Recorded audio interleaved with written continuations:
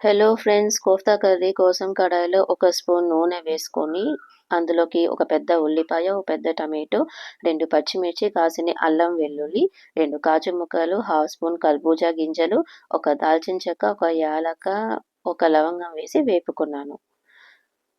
వాటిలోకి కాస్త నీరు వేసి మిశ్రమాన్ని బాగా మరిగించి చల్లార్చాను.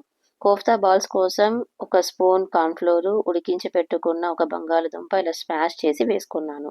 తురుముకున్న పన్నీరు, తరుక్కున్న కాస్త పచ్చిమిర్చి, కొత్తిమీరి, సాల్ట్ వేసి మిశ్రమాన్నంతా బాగా కలుపుకొని ఒక షేప్‌లోకి తెచ్చుకున్నాను. నేనైతే గుండ్రంగా చేసుకున్నాను. కావాలంటే ఓవెల్ షేప్‌లో కూడా చేసుకోవచ్చు. ఇలా చల్లార్చుకున్న టమాటో, ఉల్లిపాయ మిశ్రమాన్ని స్మూత్‌గా పేస్ట్ చేసుకున్నాను.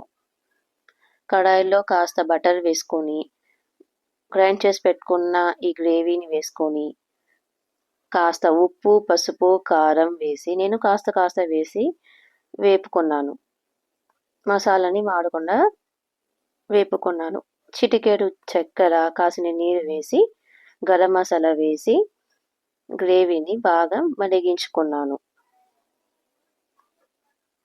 స్టవ్ కట్టే ముందు క్రీమ్ వేసి పక్కన ఉంచుకున్నాను. చేసుకున్న కోఫ్తా బాల్స్‌ని డీప్ ఫ్రై చేసుకున్నాను. వేడి వేడి నూనెలో వేసి క్రిస్పీగా, ఎర్రగా వేపుకున్నాను. చూడ్డానికి ఎర్రగా, క్రిస్పీగా ఉన్న లోపల మృదువుగానే ఉంది. సర్వ్ చేసే ముందు ఇలా కోఫ్తా బాల్స్‌ని అరేంజ్ చేసి పక్కన ఉంచుకున్న ఈ గ్రేవీ మిశ్రమాన్ని పైన వేసుకొని వాటిపైన ఇంకాస్త క్రీమ్ వేసి సర్వ్ చేశాను. So this is my recipe. నచ్చితే మీరు కూడా ట్రై చేయండి.